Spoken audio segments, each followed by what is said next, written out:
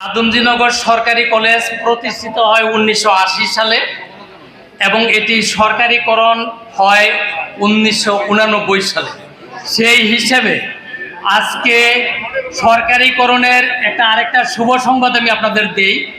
সরকারিকরণের এই আদমজীনগর সরকারি কলেজের 37 বছর পূর্ণ হয়েছে। একই সাথে আমি এখানে বলতে চাই যে আমাদের এই সরকারি কলেজটিতে 1980 সালে খুব স্বল্প সংখ্যক শিক্ষার্থী নিয়ে কলেজের কার্যক্রম শুরু করে সফলতার সাথে অগ্রসর হতে থাকে।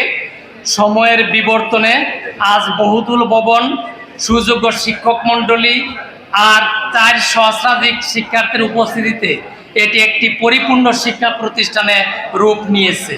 স্থানীয় পর্যায়ে সরকারি আদমজীনগর MW কলেজের গুরুত্ব অপরিসীম। নারায়ণগঞ্জ এবং বিশেষ করে সিদ্ধিরগঞ্জ এলাকার আর্থসামাজিক ও শিক্ষাগত উন্নয়নে এই কলেজটি দীর্ঘদিন ধরে প্রধান তালিকা শক্তি হিসাবে কাজ করছে। যেহেতু আমরা একটু অ্যাটেনশন দিয়ে শুনি, যেহেতু আমাদের MP মহোদয়ের সময় খুবই কম, উনি আমাকে বলছেন সংক্ষিপ্ত করতে, ওনার আরেকটি প্রোগ্রাম আছে, সেই জন্য আমি খুব সংক্ষিপ্ত আকারে আমার কলেজের পক্ষ থেকে 2-3টি দাবি উত্থাপন করছি। মাননীয় সংসদ সদস্য মহোদয়, আমাদের এই কলেজের সার্বিক উন্নতির স্বার্থে এবং শিক্ষার্থীদের উচ্চশিক্ষার সুযোগ সম্প্রসারণে আপনার মাধ্যমে আজ আমরা 2টি বিশেষ ও অত্যন্ত গুরুত্বপূর্ণ দাবি উপস্থাপন করছি। উচ্চশিক্ষার সুযোগ সম্প্রসারণে আমাদের কলেজে পর্যাপ্ত অবকাঠামো ও 4000 শিক্ষার্থীর উপস্থিতি থাকা সত্ত্বেও এই কলেজটিতে শুধুমাত্র HSC অর্থাৎ ইন্টারমিডিয়েট লেভেলে পড়াশোনা করানো হয়। এখানে ডিগ্রি, স্নাতক সম্মান এবং মাস্টার্স কোর্স চালু নাই।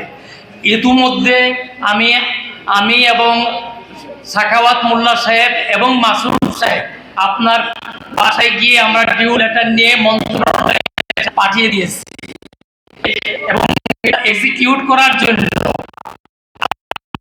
কাম্য।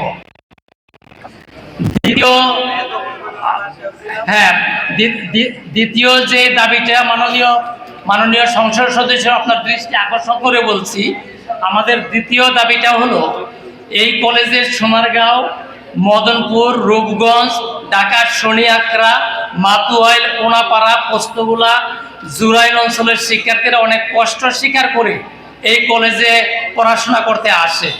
তাই শিক্ষার্থীদের যাতায়াতের সুবিধার্থে একটি বাসের ব্যবস্থা করার জন্য আপনার কাছে বিনীত প্রার্থনা করছি মাননীয় সংসদ সদস্য।